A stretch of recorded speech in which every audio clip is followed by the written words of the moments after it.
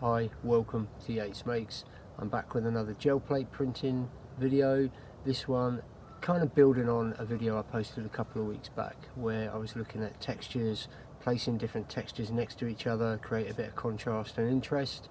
I'm trying a couple of new techniques here that I've been looking at and really using a lot of inspiration from an American artist called Jim Dine, who's I think well in his 90s now and still going strong.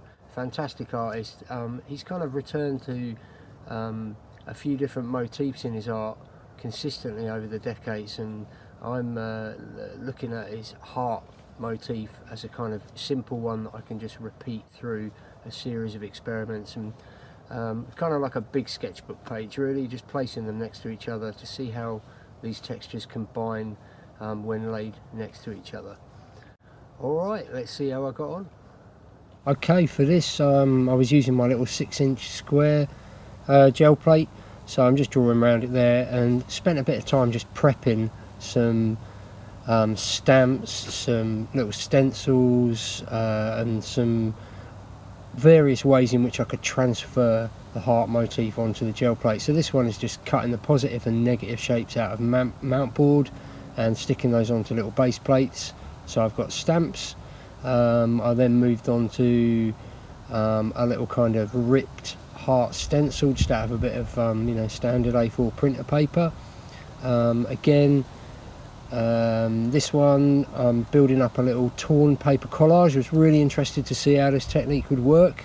Notice here that I'm kind of placing the frame, if you like, over the collage to kind of raise that up a little, hoping that would lift more of the acrylic. Alright, so you'll see how these work as we move into the actual technique. So first, really simple, just inking up fairly thin layer and using one of my mount board stamps to get quite a clean graphic edge to my heart shape. Bit of pressure on there, lift that off, and as you'll see you get quite a nice clean shape. Now I'm using some offcuts of mount board here or paper just to kind of pull off a bit more of that surface paint, get a bit of ripped texture running through it, kind of break that graphic shape a little bit. Okay, next I just dropped a few flicks of water onto the surface of the plate. These after about 5 or 10 minutes I then just pulled off with some tissue, and that kind of further broke up that texture, get that kind of mottled effect. And yeah, then just mixing up a pink to pull this layer off once everything was dry. Again, using some ripped paper here just to kind of break the edges a bit. That's because I want to try and patchwork a few of these experiments next to each other on a large sheet of paper. Transferring that one up in the top left corner, and as you'll see it pulled off okay. Definitely a starting point that I can work into with a few more details and layers. Right, next experiment, I wanted to try this kind of torn paper collage. So as you'll see there, this kind of created some really weird and interesting textures. Okay, you can see me flipping the paper and the gel plate over there just to place it, to line the thing up next to it, and then you can flip the paper back over, keeping the little plastic sheet on still stuck to the bottom of the gel plate really helps with this. Gives you something to grip on. And I'm loving these textures. I think this technique has got loads of potential, something I'm definitely going to be returning to. Alright, if you've watched any of my sort of previous gel plate videos, they're often featuring using oil pastel as a resist. So I've drawn a little heart with oil pastel there, and this I was really chuffed with as well. This is definitely something I'll return to. That purple layer transferred really nicely, so I thought I'll give it a go with another layer with slightly different marks and see how they pull off as a kind of pair of layers. So transferring that was quite hard to see, but inked up and flipped everything over again just to see how it would transfer. As you can see, some really interesting textures and marks in that one. Again, something I'm definitely going to return to. Okay, I've taken another mount board stamp here, and I'm kind of ripping the edges a bit just to try and break the surface a little, see how that works. Inked up, as you can see, get some really interesting textures, working into those with more torn paper. Here we go with, I've let that dry completely now, and I've just wrapped a baby wipe around around a ruler. I'm just kind of slicing some texture into this, and sort of smudged and smeared marks. Again, once that's dry, completely pulling that off with a wet layer on top, just going with some white, inking up, again flipping, placing, and yeah, kind of like the smeared marks. That led on to the next experiment where I started with some smears done with kind of mount board pieces. Placed my ripped stencil over the top just to pull some of that sort of border ink, or border paint if you like, off. Let that dry. Another layer of smears in a different blue, this time kind of, you know, as if you're using a palette knife really, just kind of trying to make them a little more opaque and a little more solid in places. Again, never tried this before. Some of this paint was quite thick on the plate. Wasn't too sure how it would dry and therefore transfer, but you know, as you'll see, it pulls off okay. I wasn't so pleased with this one, and as you'll see, I added more into it to try and create a bit more interest, but it took a while to dry. But once it had, inked up again, and as you see, it all pulls off just fine. Again, flipping everything over just to sort of make placement of it a little easier, lining it up, bit of pressure, flip it back, and waited probably 10-15 minutes because there was quite a lot of paint on the surface there. And yeah, like I said, I'm not so pleased with that one, but I worked back into it. Right, this next one is kind of another resist technique, but this time using my mount board stamp as a kind of relief for a rubbing, using wax crayon and oil pastel, and place the mount board underneath, then some Lego bricks, then some kind of sketchy mark making over the top as well. Flipping that over, very light pressure to kind of transfer that image. This one worked okay, but I think what I should have done is let this layer dry and then pull it off with a wet layer of white or a colour, etc. Because I think I just let it dry a little too long between this stage and getting the paper on. You know, by the time I'd faffed around, flipped it over, it just didn't come out quite as clear.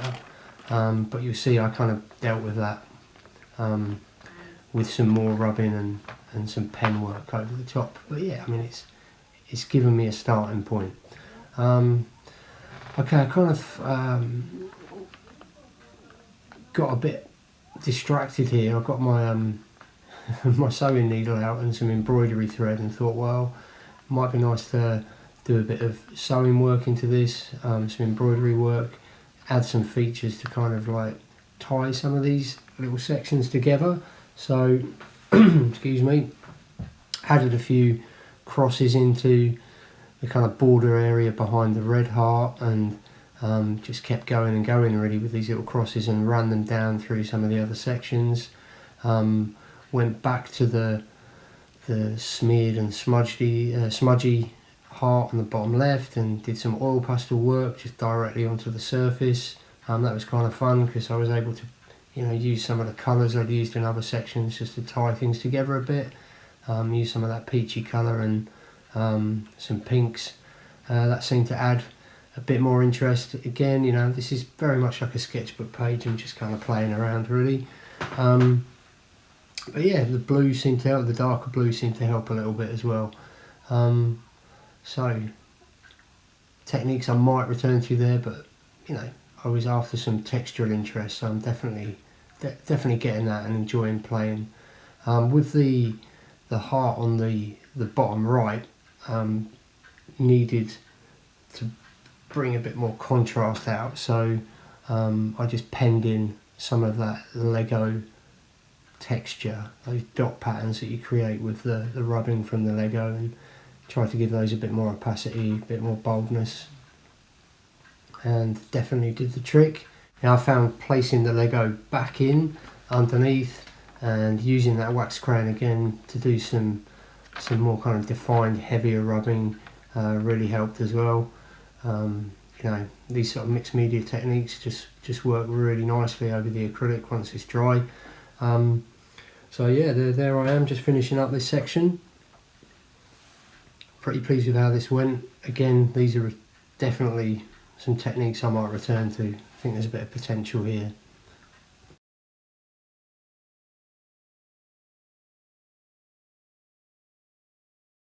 Okay, last detail was just to add one more kind of embroidered feature, just connecting 2 or 3 of these parts. You can see how the little red crosses have spilled down into sections on the left hand side.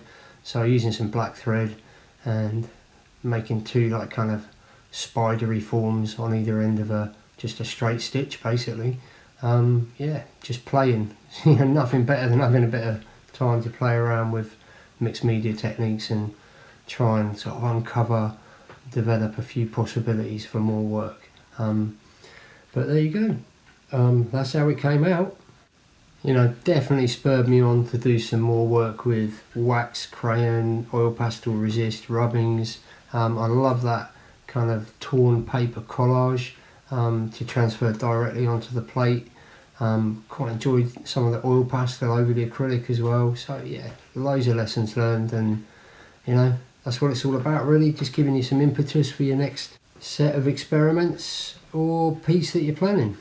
Okay, there you go. Hope you enjoyed the video. Hope there's something in there for you to take away and kind of add to your own experiments. I'm definitely taking away the kind of ripped paper transfer technique plus the oil pastel drawing one. That's been an ongoing theme for a couple of months now that I've been looking at. So remember all the usual things: subscribe, get your notifications, like, share, comment below, and I'll look forward to seeing you soon in another video. Ta-ra.